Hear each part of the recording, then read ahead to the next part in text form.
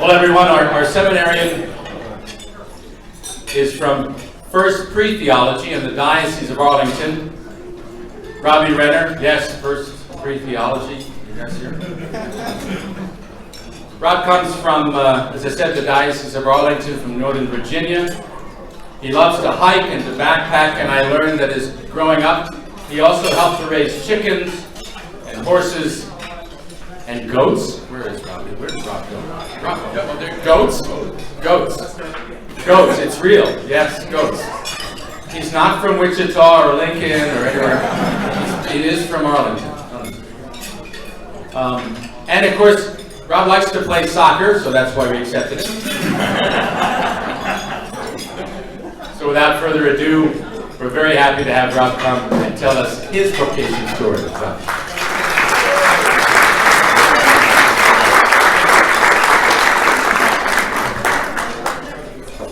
As Monsignor Baker said, my name is Robbie Renner, First Prefect for the Diocese of Arlington. And yes, Evoca, God is faithful, but what also is required in that is us being faithful to God. So my story, sort of about God, myself, boxes, and chicken.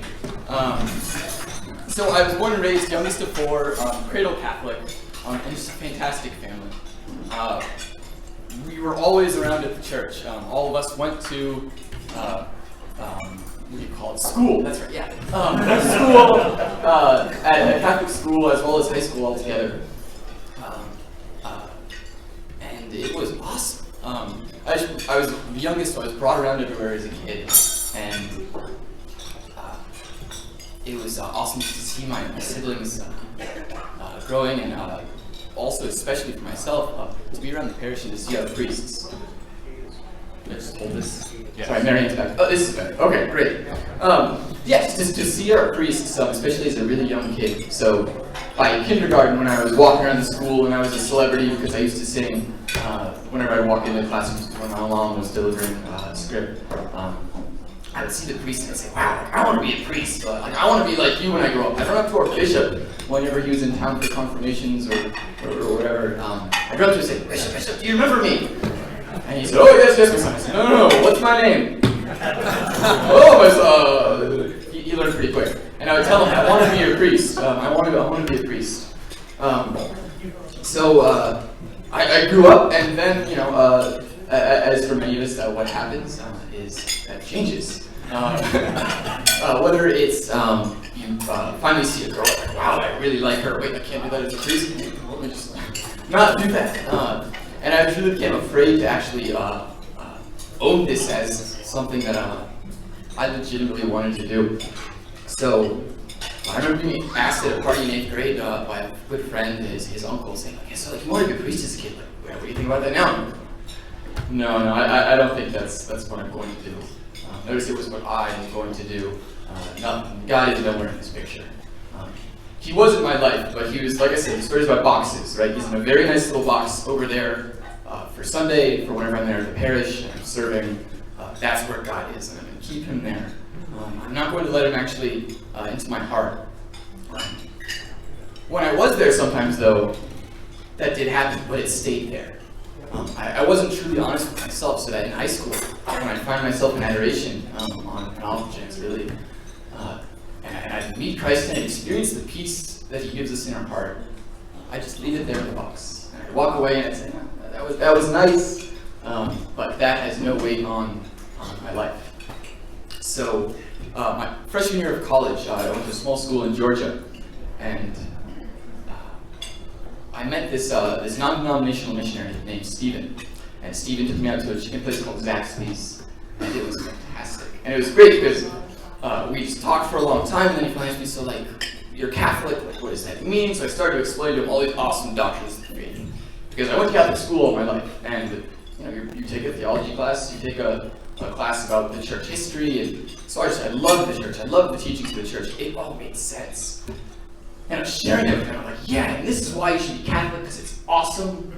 And he's like, cool, like, do you pray? And I'm like, well, yeah, there's this thing called the rosary, and this is how you do it, and now we're going to get into Mary and talk about Mary. It's like, well, and I just started to realize that, wow, like, I'm I'm saying all these things, but I'm not really giving Christ my heart. Something that, of course, we know.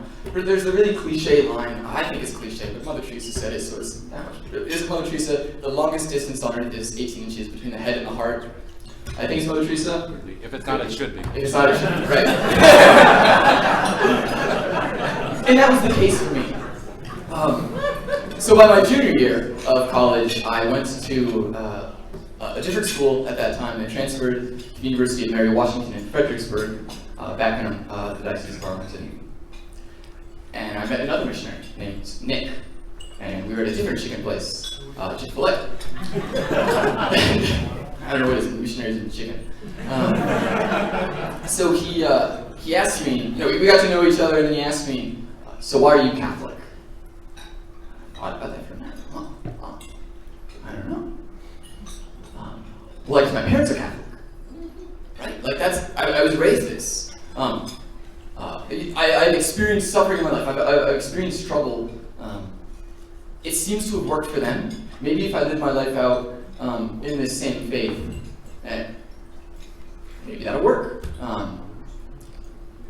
And then there's also these awesome, like, all of the intellect of the church, right? Everything I knew in my head about the church, everything I knew, it all just made sense, and I loved it.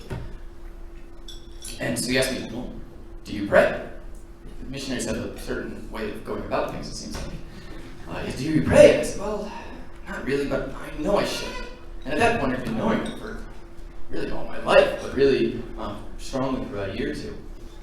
And so he invited me. Why don't you start with 15 minutes a day in the chapel, in silence, where you can meet Christ. Step into that box and let him in. And that's what happened. I stepped into the box, and Jesus was there. And then I broke the box, and I let him into the rest of my life. So, where did I come off my track here? Jesus does that. So, hey, that's a good way to go. Jesus derails things. So, at that point, I didn't really know exactly what I was going to do. I was studying geography. I really enjoyed GIS, which is Tim Berger, Geographic Information Systems. Basically, imagine a giant database represented on a map. So all the election maps that you see, I was studying that, and I could produce that in about 10 minutes on a map like that. A lot of fun, really cool thing to do.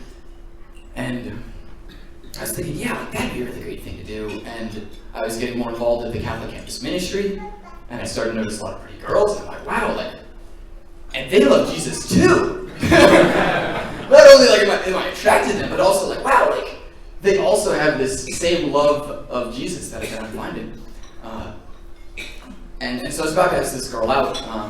I was playing in the back of my head, and I said, all right, I'll wait next week. And so a Wednesday, I'm at the campus ministry, and I'm studying, and up walks our parish priest, and he says, just kind of in passing, God is always calling good men to the priesthood. Well, that's funny, Father. I'm glad it's not me. And just really brushed it off, because I figured, this is as a kid, I was basically conditioned to be a priest, right? All these priests as a kid would tell me, yeah, you want to be a priest? That's awesome. Let's foster this love of this vocation. And so I blew him off, basically. The very next day, we have Sister Claire, the Franciscan Sisters of Eucharist, that just joined us on the evangelization trip. Sister Claire Hunter, that was with us, came and spoke to our campus ministry. And she gave this awesome talk. And if you've met her, then you know she just has this New York attitude. And we had some really great banter together, and I just, really respected her. And afterwards, after that talk, she comes up to me. She says, hey, I know that this is weird. And I know that Father Vaccaro told you the same thing last night, but I think that you have a priestly vocation, and you need to, at least at the very minimum, discern this. Because this might be the way that you become the holiest, that you become your absolute best. So, I took the slap in the face of the Holy Spirit as a pretty direct sign, and didn't ask that girl out, and began discerning. It took about a month to finally realize where Jesus fit, because he went out of the box, right? So I got rid of the box and I said, all right, Jesus, like, come out into everything. And now we'll swap analogies into the car. Jesus was there kind of, waiting, telling me where to go. He's my navigator. And I just wasn't listening. I just wanted to know right now.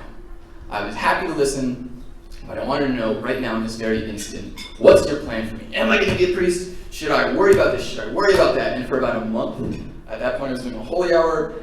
I would walk out, and I spent the entire hour. Imagine just thinking for an entire hour, tell me now, and someone not telling me something. And for about a month, I just left angry. The same peace that I found in Christ was not, for obvious reasons, I was not experiencing. So, I don't know how it clicked or why it clicked, but it finally clicked. Oh, you're in charge. Okay. Well, what am I going to do today? And the answer to that wasn't it wasn't any direct words spoken to me, but it was something I already knew, right? Because there's just things of the faith that were already taught, and we hear every Sunday, and it's to love Him right now in this moment, right now in this day. It's, okay, well, what about tomorrow? Same thing. What about the next day? Same thing. And then I started thinking, all right, well, what about all these other vocations, right? I see the beauty in marriage, I see the beauty in religious life, I see the beauty in the priesthood.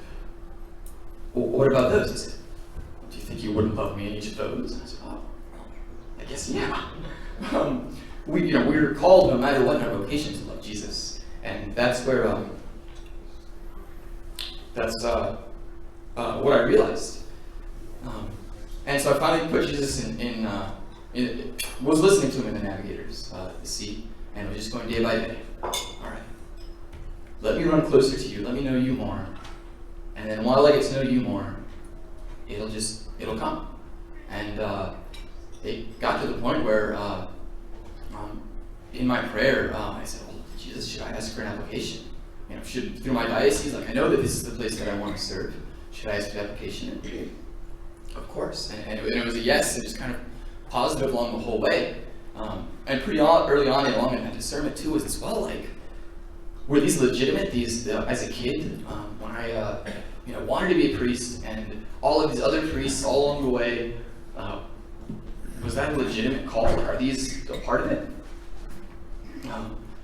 I mean, so far, yeah, it seems like those are pulling me in this direction to be in seminary today, tomorrow for the year. I'm not packing up tonight. I'm on board a truck, but she always drives that. It's for the chickens and goats. But that for this time, and in prayer, meeting Christ, knowing that yes, this is the place that I'm supposed to be, and there's just a contentment and a peace in my own heart in knowing that, right now this is what I'm supposed to be doing. Because right now in what I'm doing here, I am loving Christ. I am, well, at least trying to walk towards Christ and to work to be a saint. And to close, my dad, this past January, so I just graduated in the spring from Mary Washington, and so this was going back to school in January, and he said something to me, and it just rocked my world. Dad, I don't know if I showed this on my face or what you thought of it when you said it, but he said, "I love you for who you are and not for what you do," which is basically the cross.